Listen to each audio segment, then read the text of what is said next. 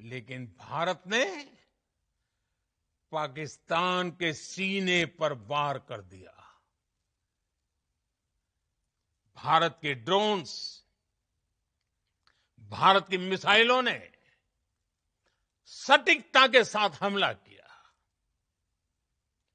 पाकिस्तानी वायुसेना के उन एयरबेस को नुकसान पहुंचाया, जिस पर पाकिस्तान को बहुत घमंड था। भारत ने पहले 3 दिनों में ही पाकिस्तान को इतना तबाह कर दिया जिसका उसे अंदाजा भी नहीं था। इसलिए भारत की आक्रामक कार्रवाई के बाद पाकिस्तान बचने के रास्ते खोजने लगा। पाकिस्तान दुनिया भर में तनाव कम करने के लिए गुहार लगा रहा था और बुरी तरह पीटने के बाद इसी मजबूरी में 10 मई की दोपहर को पाकिस्तानी सेना ने हमारे डीजीएमओ को संपर्क किया। तब तक हम आतंकवाद के इंफ्रास्ट्रक्चर को बड़े पैमाने पर तबाह कर चुके थे। आतंकियों को मौत के घाट उतार दिया गया था। पाकिस्तान के सीने में बसाए गए आतंक के अड्डों को हमने खंडहर बना दिया था। इसलिए जब पाकिस्तान की तरफ से गुहार लगाई गई, पाकिस्तान की तरफ से जब ये कहा गया कि उसकी ओर से आगे कोई आतंकी गतिविधि और सैन्य दुस्साहस नहीं दिखाया जाएगा, तो भारत ने भी उस पर विचार किया। और मैं फिर दोहरा रहा हूं,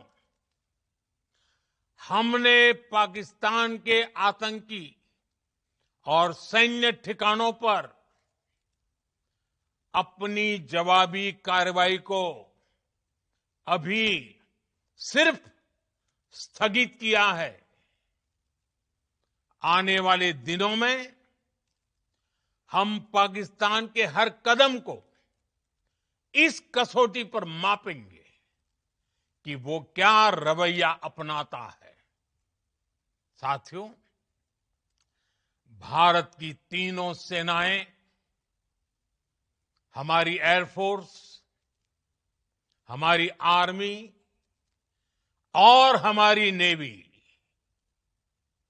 हमारी border security force BSF, Bharat के अर्धसैनिक बल लगातार अलर्ट पर है। सर्जिकल स्ट्राइक और एयर स्ट्राइक के बाद अब ऑपरेशन सिंदूर आतंक के खिलाफ भारत की नीति है। ऑपरेशन सिंदूर ने आतंक के खिलाफ लड़ाई में एक नई लकीर खींच दी है, एक नया पैमाना, न्यू नॉर्मल तय कर दिया है।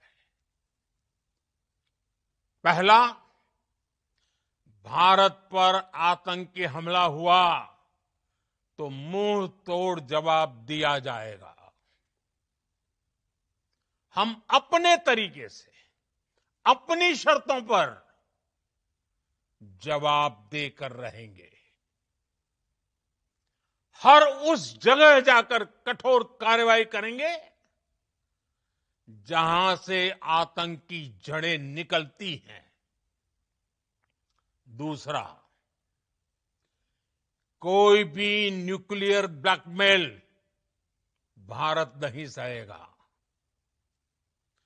न्यूक्लियर ब्लैकमेल की आड़ में पनप रहे आतंकी ठिकानों पर भारत सटीक और निर्णायक प्रहार करेगा। तीसरा, हम आतंक की सरपरस्त सरकार और आतंक के आकाओं को अलग अलग नहीं देखेंगे। ऑपरेशन सिंदूर के दौरान दुनिया ने